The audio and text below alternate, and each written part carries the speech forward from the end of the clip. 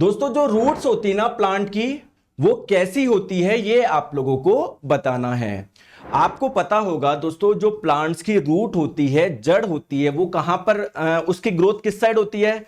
जैसे मान लो कोई प्लांट है ना, आपको पता है दोस्तों मिट्टी के अंदर उसकी जड़ें, जनरली जितने प्लांट्स होते हैं ना, जड़ें जो होती है वो नीचे की साइड होती है, और जो तना होता है उसका जो स्टेम होता है वो कहां पर होता है, मिट्टी के ऊपर ग्रो करता है। ये बात सही है क्या दोस्तों? किसी भी चीज को जब आप लोग छोड़ोगे तो वो कहां पर जाता है सर, नीचे की ओर जाता है।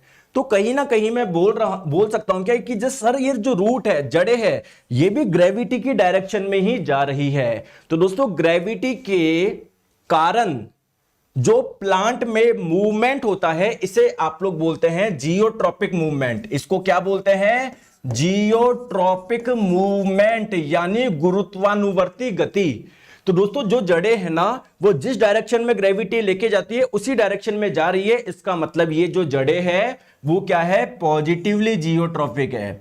दोस्तों अगर बात करें स्टेम की, अगर बात करें तने की, तना क्या होता है सर, जिस डायरेक्शन में ग्रेविटी लेके जाती है उसके अपोजिट डायरेक्शन में मूवमेंट हो रहा है इसका। तो यानी अगर तने की बात करें, ये क्या हो जाएगा आपका, नेगेटिवली जियोट्रॉपिक। आ गई बात समझ में? चलिए मुझे एक चीज आप लोग और बताएंगे कि जो जड़ें होती है, जड़ें वो कैसे ही होती है, पॉजिटिवली फोटोट्रॉपिक होती है, फोटोट्रॉपिक होती है, या नेगेटिवली फोटोट्रॉपिक होती है? जरा बताओ, कमेंट करके बताओ।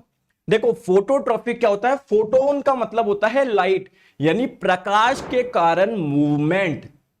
तो आपको पता है कि दोस्तों प्रकाश तो कहां पर है, ऊपर है भाई, सन से जो लाइट आ रही है वो प्रकाश तो इस तरफ है ना। तो अगर कोई प्रकाश की दिशा में मूवमेंट कर रहा है तो उसको बोलेंगे पॉजिटिवली फोटोट्रॉपिक।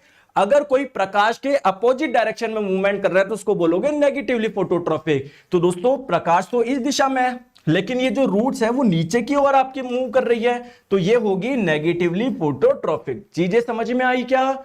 आ गई, बहुत बढ़िया।